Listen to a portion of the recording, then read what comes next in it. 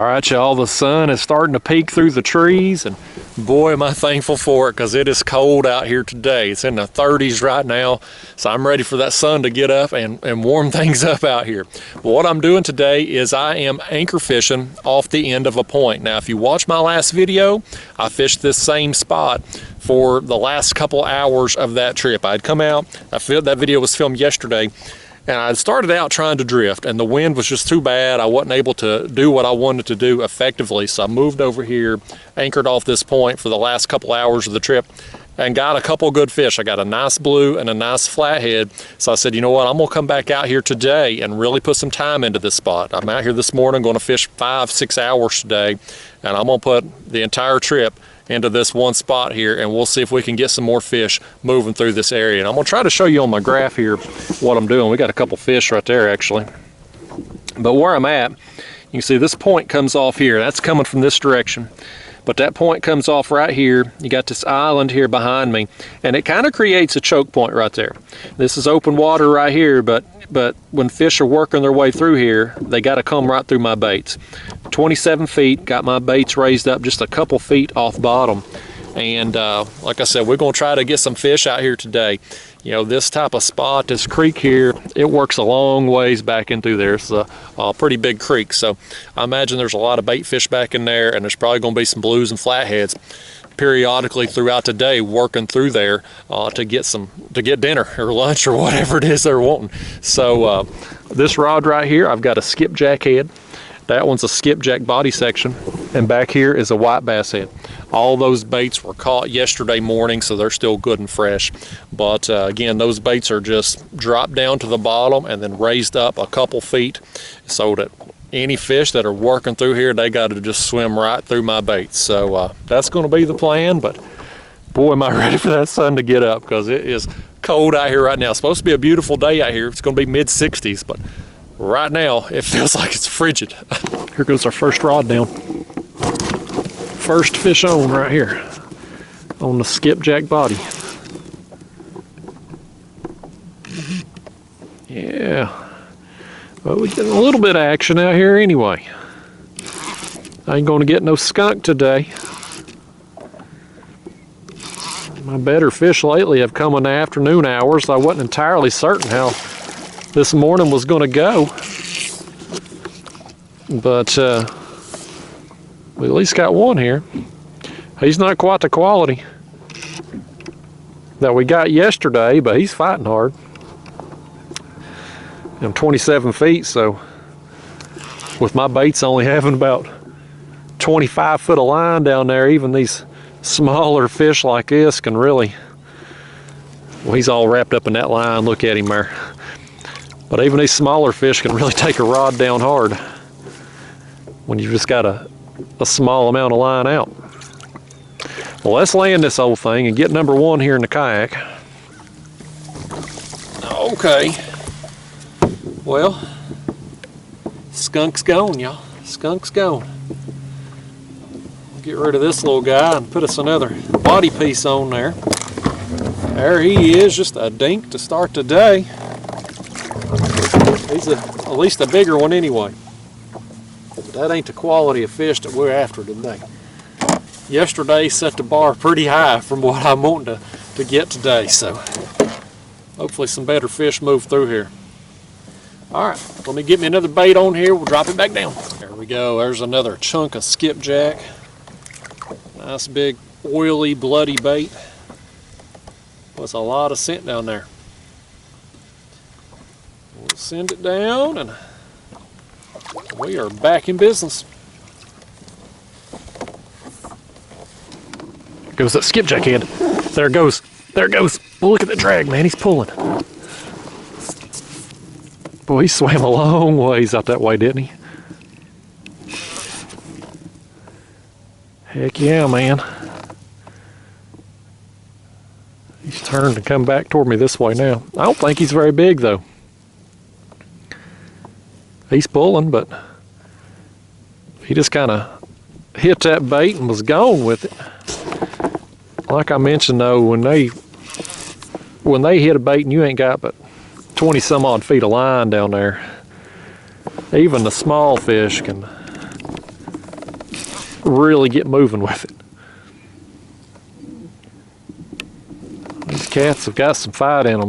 They can pull hard, even the smaller ones.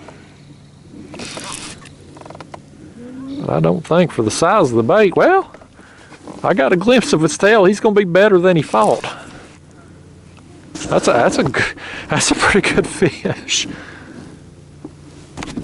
He just used all his energy in the initial takedown, I guess, because he really didn't fight that hard for his size.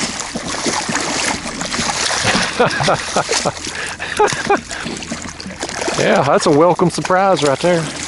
Normally they make me think they're bigger than they are, but this one here, he didn't fight very hard for his size. All right, there's the bait that got him. Old skipjack head. This thing here, he's probably gonna start flopping and kick my tail because he really didn't fight hard. I mean, we had a good first takedown there, but the rest of the fight, I thought I was just pulling up a dink. But yeah, he's better than I thought he was.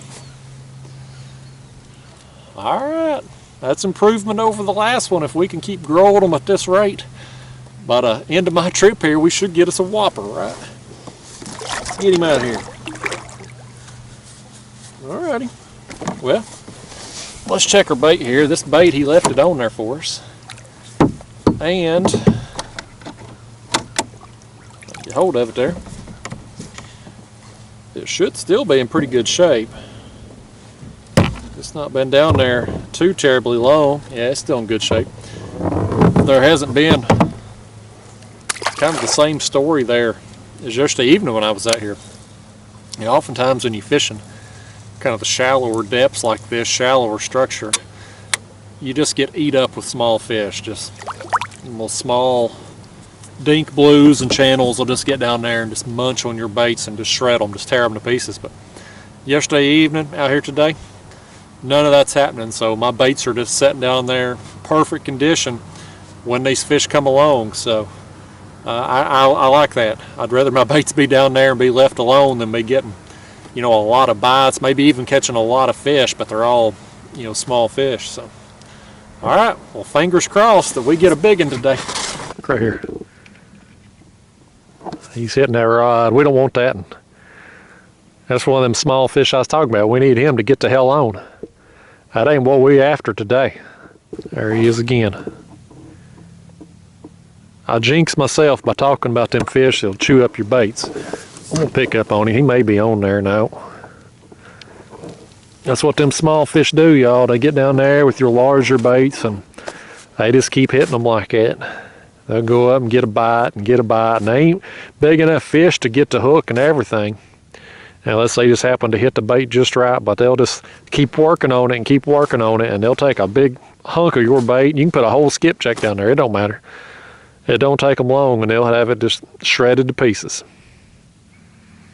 I've jinxed myself, though, bragging about how I wouldn't have to deal with them out here today. There goes that skipjack body piece again. Whatever it is hooked up this time.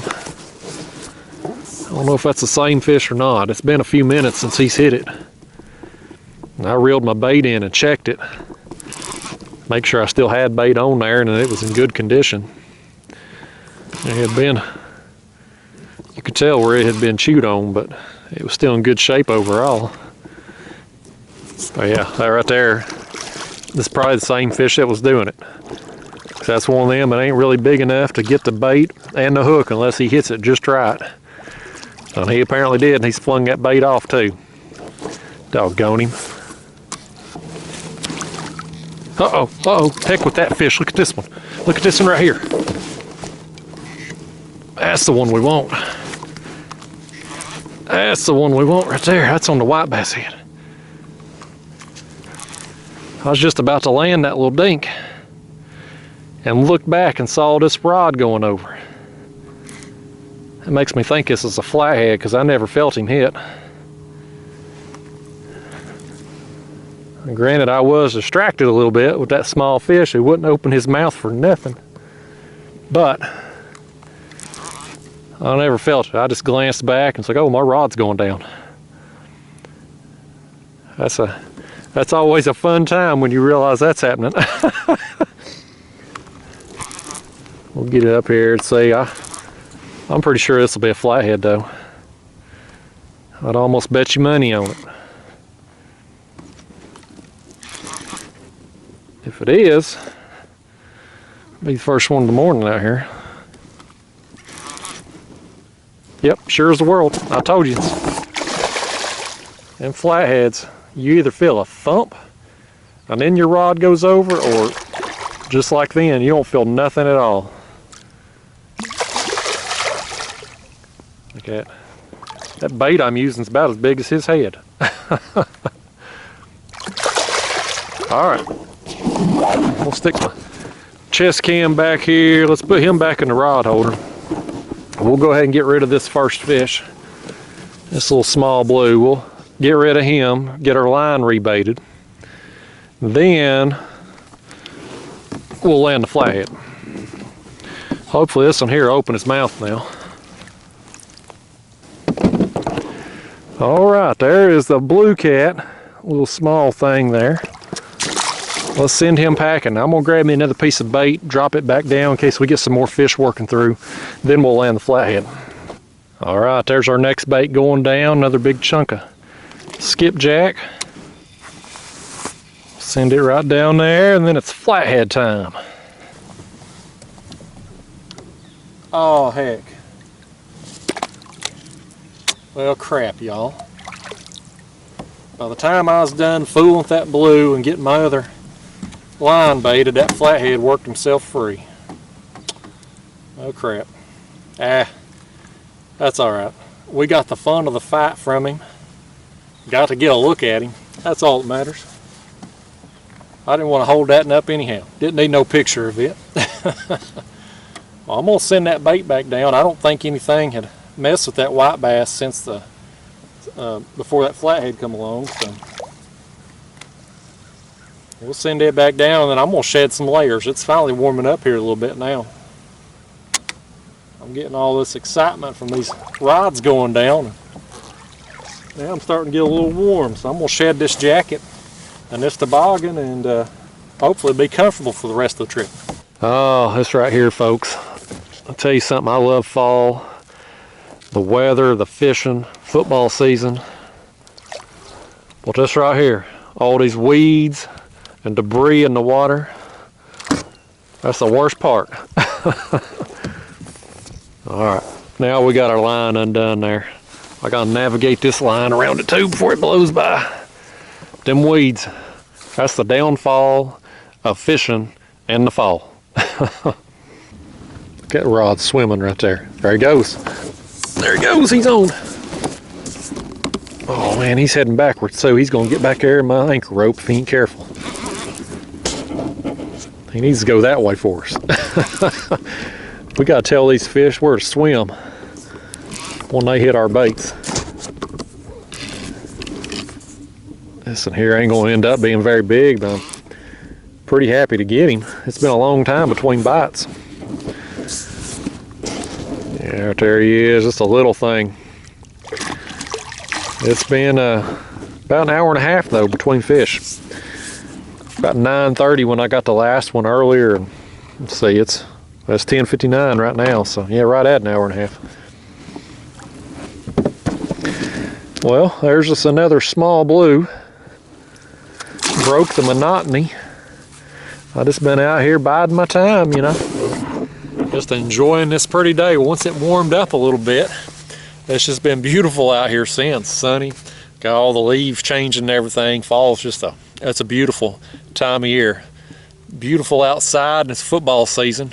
Although the games today, I'm filming this on a Saturday because UT game's canceled, so we've delayed our Texas A&M beatdown for another week or more. I guess they've rescheduled that till December, so an extra week off sure beats another loss on the TV set there. So anyway, I'm going to put me another bait on there, give another hour or so, see if we get some fish moving through here, and see how it goes. But it's looking like right now, it's looking like it was a morning bite. So them fish I got yesterday evening, you only got 2, but they were both of them came within that last hour of daylight. So may just be a morning and evening bite right now, but I'm still gonna soak some baits a while longer, see if we can get another one. right here, y'all. Look right here. I think he's hooked up. He is. It's been a long time between bites. But this one here's 80 my skipjack head. I think it's about noon right now. I was actually getting ready to go here in a few minutes because it's just been really since about 9:30, just nothing going on. But this one here is actually a pretty good fish. Man, I thought that was a dink again. It hit my bait and he didn't hardly fight hard at all. There he goes. Now he's going to take off. I did not think that was a big fish, not from the way he hit it, not from the way he fought. Boy, he just pulled one over on me, didn't he? I got him up here, I was like, whoa, that's not what I expected. He woke up now. Now he knows he's hooked. Man, I may have to give it a few more minutes. I was really just about to leave. I gotta do some yard work this afternoon, get my leaves under control. See if I can find the grass again. So that's this afternoon's project, but we're gonna give it a little while longer out here and see if this fish has got some friends with him. It's gonna take me a minute to tame him though, because he has took off now. This one snuck up on me like a ninja in the night. I just did not. I mean, he was sitting there pecking at the bait. I mean, it acted just like a dink. But that is most definitely not a dink-sized fish. I almost wonder if it wasn't another small fish down there pecking at that bait, and this one just come along and snatched it from him or something. Usually fish this size don't hit a bait like that.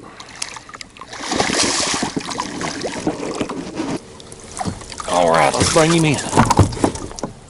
Oh yeah, nice buddy, nice. Gotta get hold of him here.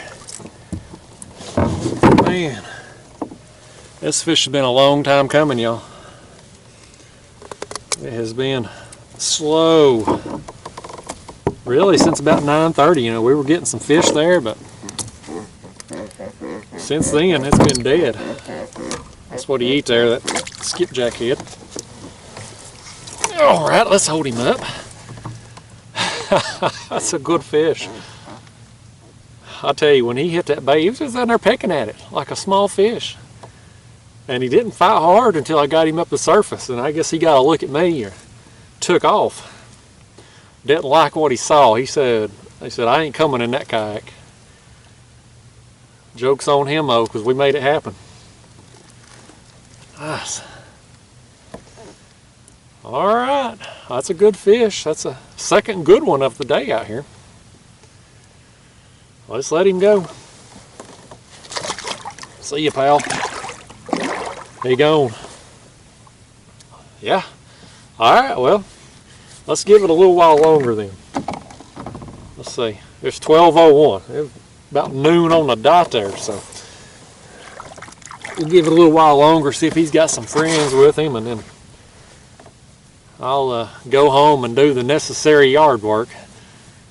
You wouldn't have to twist my arm to talk me into staying out here today versus going home and doing leaves, but I do need to get that stuff done.